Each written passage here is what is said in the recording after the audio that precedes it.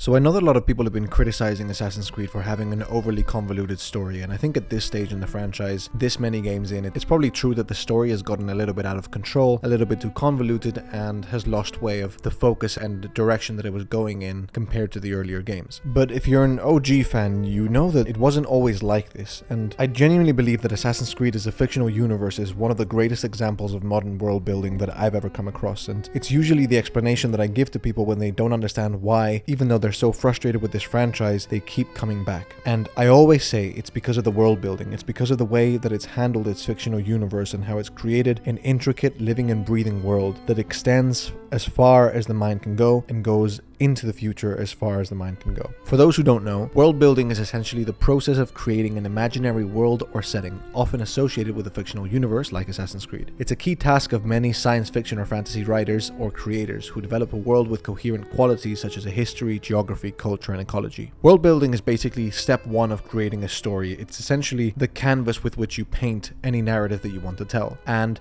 Assassin's Creed came on the scene as an incredibly original world building masterpiece. My favorite thing that I like about Assassin's Creed as a fictional universe is that Assassin's Creed is actually a science fiction story. A lot of people don't think this because the majority of our time is spent playing in historical settings, and it looks like it's just historical fantasy, and honestly, more and more it's just becoming regular fantasy. However, the entire confines of the narrative is set in a science fiction backdrop. As with any good science fiction, what Assassin's Creed did was take a loosely proved scientific theory about being able to relive memories, about the idea of memories remaining in DNA from your ancestors, and making it into a real thing. This is something that most great science fiction has done, and it's something that Assassin's Creed does as well. It takes something that's only just a theory and expands it into a what-if scenario. The what-if scenario for Assassin's Creed is, what if not only we could detect the memory that we hold in our DNA, like a lot of scientific theory suggests, but we can also relive these memories. So that's layer one of Assassin's Creed in conception. It's how would it look like if we had a machine, the Animus, that could let us relive our ancestors' memory. But as with all good world building, as I'm going to explain in this video, the more layers that you can cohesively add to your story, to your fictional world, the more alive it's going to be, and the more rewarding it's going to be for people to invest themselves into it. Which is why, even though Assassin's Creed is receiving so much criticism lately, people are still so invested into the franchise because there's so much to discover and enjoy that all works together cohesively, especially at the beginning of the franchise. The starting off point of a science fiction franchise that poses this question of what if, you have Assassin's Creed break off into three different time sections: the past, the present, and the future. The first interesting thing that Assassin's Creed does with its world building is it creates its future to be the modern day. When Assassin's Creed first came out, AC1 was set in 2012, but it came out in 2007. So it was technically a game set in the future where technology was more advanced and things were happening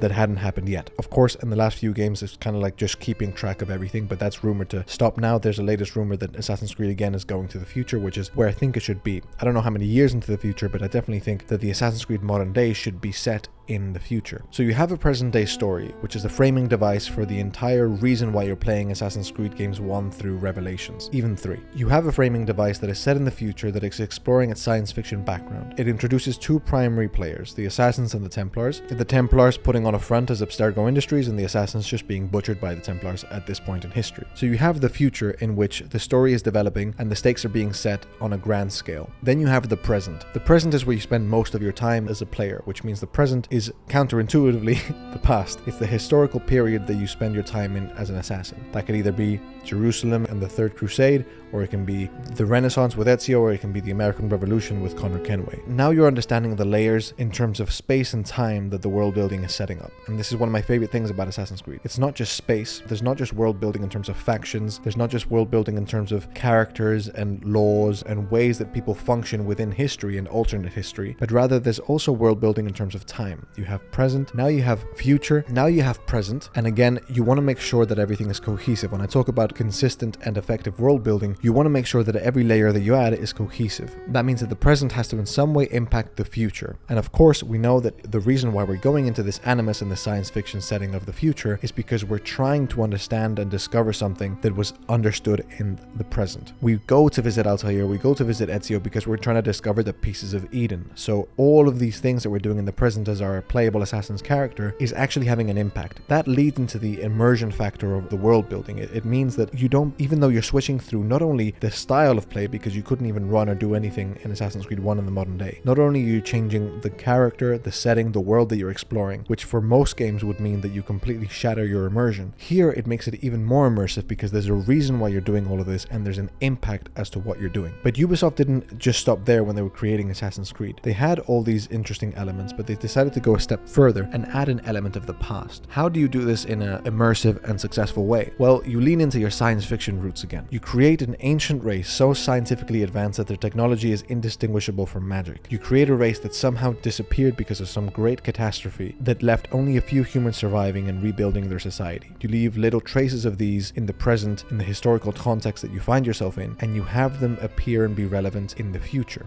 Having an ancient civilization that is supposedly all-powerful but extinct is not something new. Ubisoft wasn't the first company or writing team to create this. However, the way they linked it into space and time, like I've been discussing in this video, the idea of creating world building not just through space like most people do, but through time, is quite original, because you have an ancient race that is impacting two different periods in which you're playing, the historical context and the modern day. And it's doing so in a huge way. Essentially, all of Assassin's Creed on a grand scale is about the Pieces of Eden, because the philosophical battles that the Templars and the Assassins are having don't really have any consequence if you don't have some powerful tool, some MacGuffin that can actually sway the war in one direction or another. So here you have an excellent masterclass in world building that utilizes space and time to create three different time periods, the past, the present, and the future, to tell a specific cohesive story. It's science fiction at its finest, but it's also incredibly good at history and alternative history fantasy. It uses the little known facts about history to bolster the characters and give them more depth. It uses its confinement of the fact that it's set in the real world and you have to deal with characters like Leonardo da Vinci and Machiavelli, and it says, what can we do with these characters to add to the mysticism of Assassin's Creed, to add to the immersion that these assassins actually lived inside of history and actually worked with these people, but all trace was lost. Well, you make those characters useful in the story. Again, the beauty about Assassin's Creed is that even though it's science fiction, even though it has all these crazy things, it is grounded enough, especially in the first few games, to potentially make you believe that these things happened in the real world. Why? Because it makes sure that all these historical characters perform functions that you could realistically believe they did. Machiavelli, for example, is one of the key central characters in Assassin's Creed Brotherhood, which in my opinion is the best Assassin's Creed game. Instead of ignoring Machiavelli just because they introduced him in Assassin's Creed 2 or making him someone that doesn't act the way he does, because usually he would be on the side of Rodrigo Borgia if you read,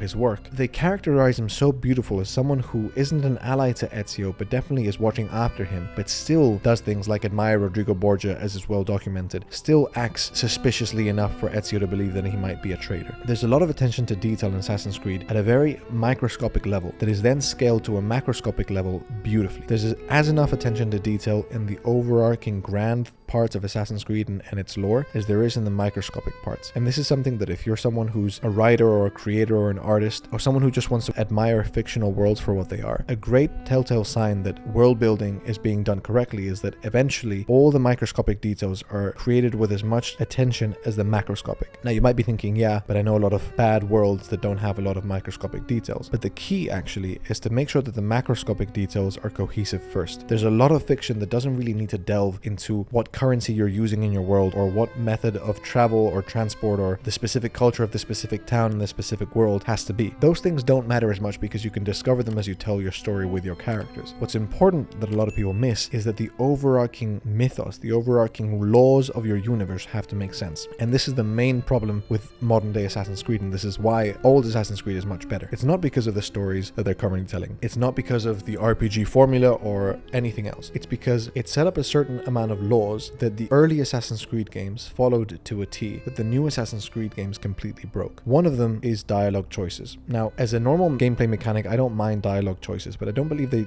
belong in Assassin's Creed for one very specific reason. It breaks the laws of the universe. It breaks the laws that have been established. The Animus is supposed to only replay memories that have happened in the past. So there's no reasonable way that dialogue choices could be integrated into a memory, because every dialogue choice would give a different memory, when really it's the past and only one version has happened. There are a lot of things like this in new Assassin's Creed games that kind of undermine the world building efforts that Ubisoft made. So when I'm talking about world building as being beautifully done in Assassin's Creed, I'm talking about the first few games where every game understood what it was doing and why it was doing it. Yes, assassins were often doing something that you could consider to be supernatural, but they were always doing it in the same way. Their jump distances were always the same. They were only ever landing into bales of hay to break their fall. So even if the leap of faith is not realistic, they were always doing it in the same way. It doesn't mean that they could just jump anywhere and not take fall damage. All these things that might not be realistic or real, because they are consistent within the universe, it allows you to believe that this world exists. And this is something that I really appreciate about Assassin's Creed, so I wanted to make a video just talking about the macroscopic and the microscopic aspects of Assassin's Creed and its world building, because a lot of people take it for granted. If you're interested in videos like this, you can check this video out that I made about another aspect of Assassin's Creed world building, the hidden blade, that often gets a lot of criticism regarding its realism. So if you're interested in watching that, you can click this video now.